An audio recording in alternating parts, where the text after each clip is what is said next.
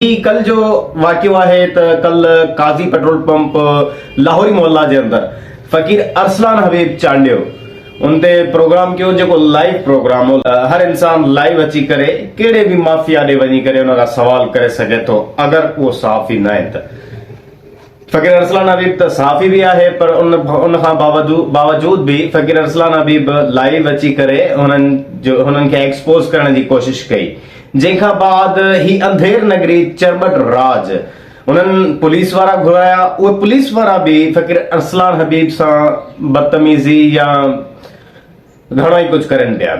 सो उन खां बाद फकीर अरसलान हबीब खे गिरफ़्तार कयो वियो। पेट्रोल पंप वारनि ग़लति बयानी करे त ही शख़्स भतो वठे थो असां खां, हर महीने असां खां 10,000 वठे तो कुछ अहिड़ा अल्फाज यूज़ किया विया आहिनि। इन ते सवाल जेको उभरे थो, जेकॾहिं फकीर अरसलान हबीब तव्हां खां 10,000 हर महीने भतो वठे थो, जेकॾहिं तव्हां पेट्रोल पंप वारा काज़ी पेट्रोल पंप जेको लाहौरी मोहल्ला में मौजूद आहे जेकॾहिं उहो पंहिंजी माप सिधी थो हलाए, छा वजह आहे हरूभरू हर महीने उनखे 10,000 छो था ॾिना वञनि?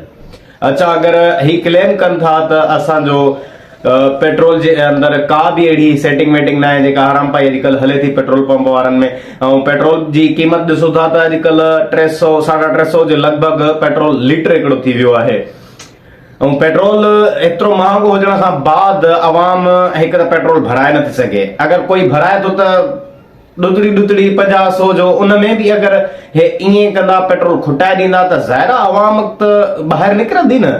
ही सोशल समाजी वर्कर है फकीर अरसलान हबीब चांडियो जेको उन्हनि खां माप करण जे लाइ त मूंखे तव्हां माप करे ॾियो, तव्हांजो पेट्रोल जेको तव्हां ॾियो था उहा माप दुरुस्त आहे या तव्हां घटि करे था ॾियो। ज़ाहिर सी ॻाल्हि आहे अगर हो सिधा हुजनि हा, हुननि जी माप पूरी हुजे हा त फौरन उन ई टाइम ते हुननि खां माप कराए न।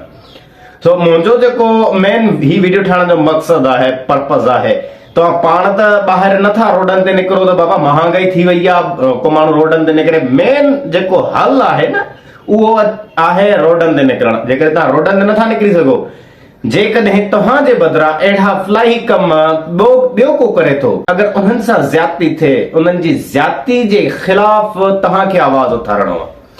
सो फकीर अरसलान हबीब जी गिरफ़्तारी ते सख़्त लफ़्ज़नि में मज़म्मत कजे थी।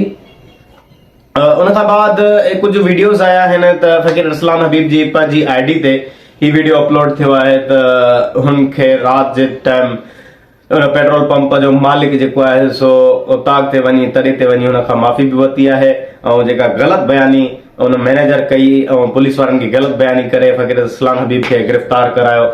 सो हू राति पंहिंजे घर मोटी आयो।